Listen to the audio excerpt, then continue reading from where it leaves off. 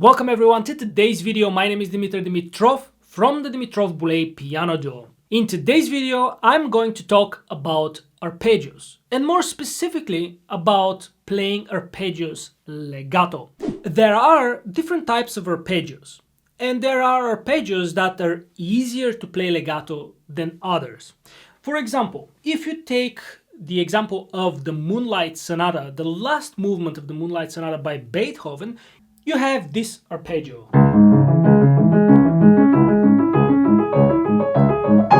That's pretty straightforward, right? Because you basically keep one and the same position of the hand, and it's pretty straightforward to do legato. But there are other arpeggios, the arpeggios that I'm going to talk about today, that present us with much bigger challenge as to how to connect the notes well. For example, you know the famous piece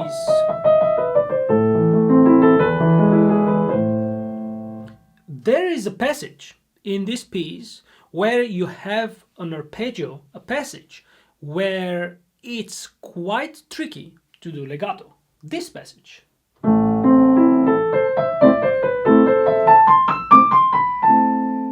Now, could you guess why? You have the first three notes. After the third note, you have quite some distance between your third finger, you can see it on the camera above, and the next note, which you have to cross with first finger. So that's where we come to the main point of this video. Because of the distance, because of the crossing, we hear a lot of problems here, and I'm going to explain in a second why. You have different types of passages. This is for the right hand in this piece, but you can find so many examples. For example, in one of the etudes by Czerny, that's number 12 from the 740 opus, you have this in the left hand.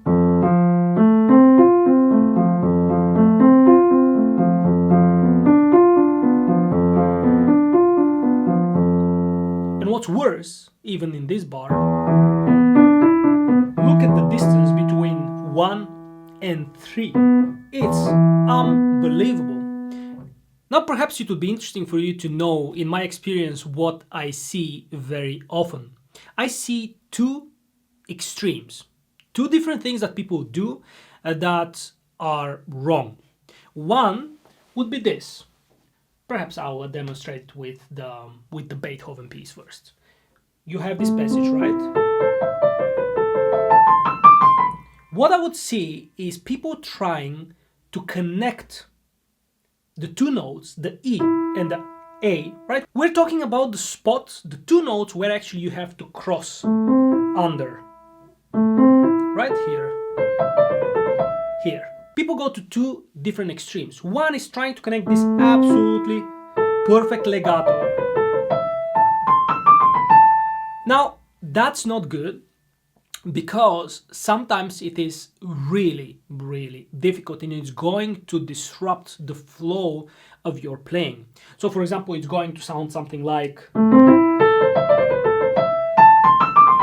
So it destroys the flow of the piece. And this is not even the biggest distance that you can get. You can get much bigger distances. If you look at the other example I showed you with Czerny, good luck connecting that. Look at my hand.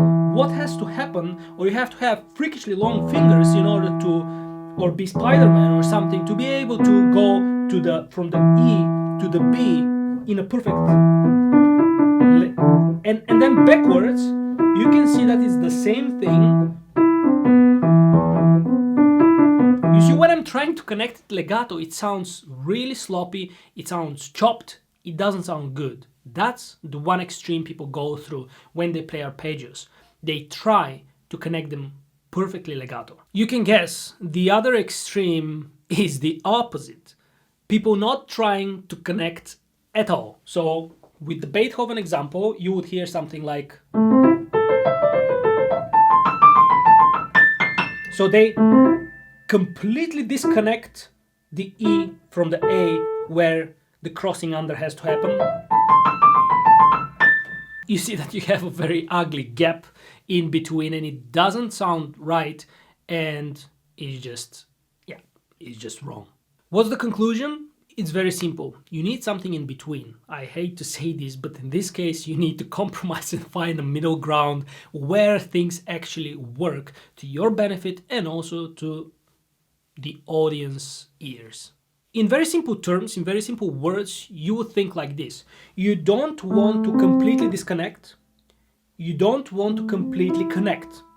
You would look for something in the middle, and I'm going to show an exercise now that's going to explain exactly what you have to do. Now, before I move to the exercise, it would be useful to know why am I saying this so you absolutely understand it clearly. In most of the times, most of the pieces, most of the arpeggios will be accompanied by playing with pedal, right? So when you play this,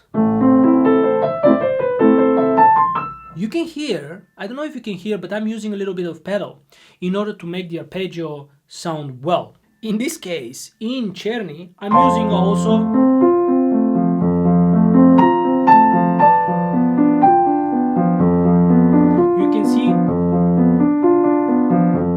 sometimes I'm changing the pedal, sometimes playing with less, but I'm using some pedal.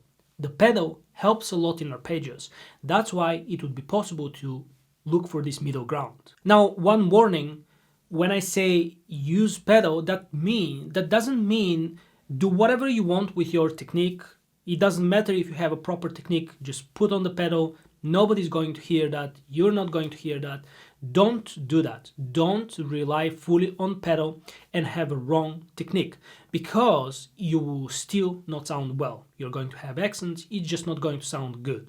I'm not going to dive into this. In other videos, I'm going to explain more in detail why that's not good, because this video is not about that. But don't rely completely on pedal. We're going to be helping ourselves with a little bit of pedal, but we are not going to rely on it completely. Now, all those things till now that I explained are extremely important for you to know before you move to the exercise, because you need to have truly understanding why we are doing the exercise, right? So to sum up, you have the two extremes. You don't want to have the two extremes. You don't want to be a person who falls into the two extremes. One is trying to overextend your fingers and hand and try to connect to make perfect legato. The other is you don't want to be the person who jumps from one note to the next when you have to cross under or cross over. Those two things you shouldn't do. We're looking for a middle ground. You're also going to be the person who is going to help a little bit your arpeggios with a pedal, and you're not going to rely completely on it. We're looking for the perfect balance. Let's move to the exercise. The exercise is going to be very, very simple. And the exercise is going to be completely without pedal. Yes, I said we're going to add the pedal, but not now. We're going to practice without pedal. Beethoven.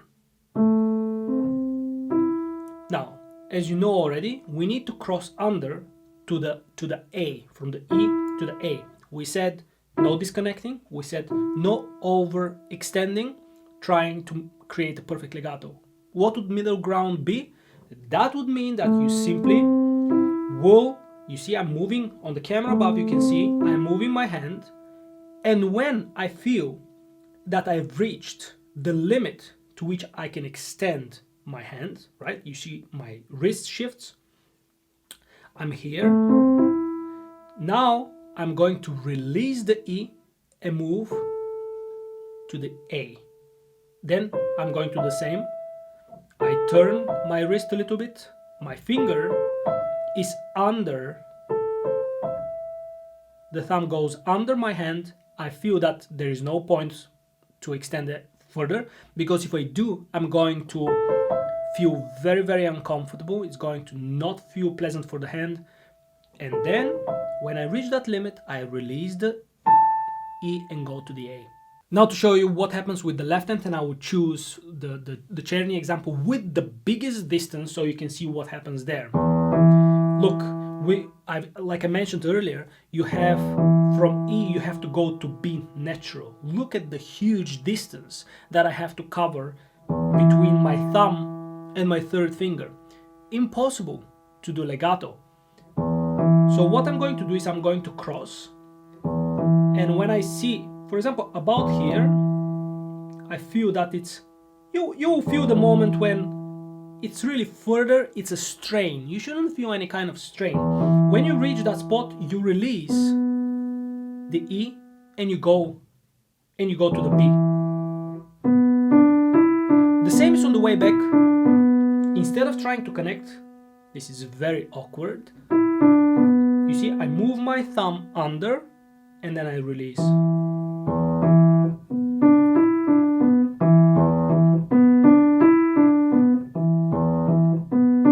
Now you might say, hey, but you are making a gap. And that's true.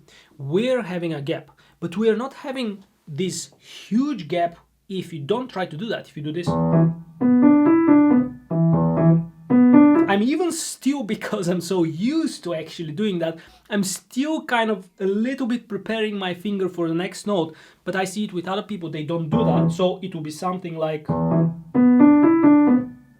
the gap becomes really large and then it's going to really disrupt your passage. So yes, we're having this little gap. Can you guess how we're going to solve this little gap? Of course, that's going to be with the help of the pedal. Look what's going to happen if I add the pedal.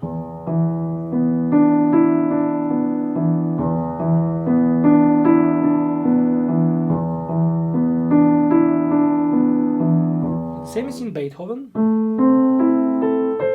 Then I release the pedal. I help with the pedal. I release the pedal.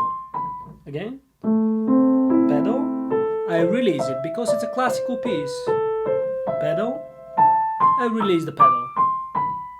There is a lot more to talk about. There is a lot more details to talk about with the arpeggios, and in the future we're going to record more videos for you, because with one video you can't cover all the important things you need to pay attention to. But for me it was very important to lay the foundation so you understand why it is important to not overextend and try to connect, and why it is also not good to create huge gaps between the two notes. So please, when you're practicing, when you're having similar passages with big distances that are a little bit awkward when you have to cross under or cross over, what you have to do is take it slow, take it easy, look for the moment when the hand gets a little bit like you reach the limit to which you can extend, release the previous note, move to the next note.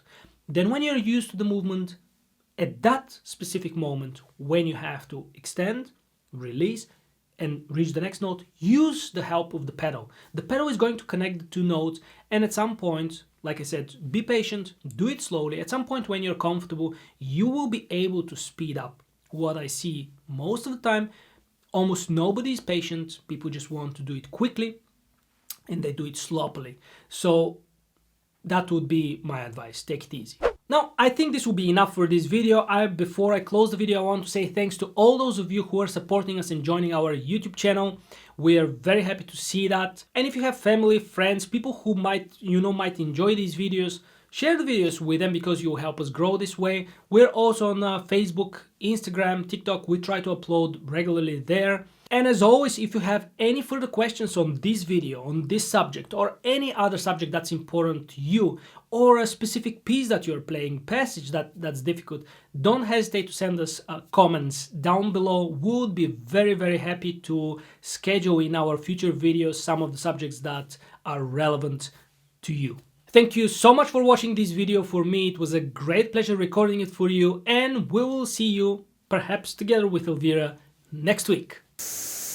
We're going to be helping ourselves, well, I don't know which one anymore, and we'll do our best to prepare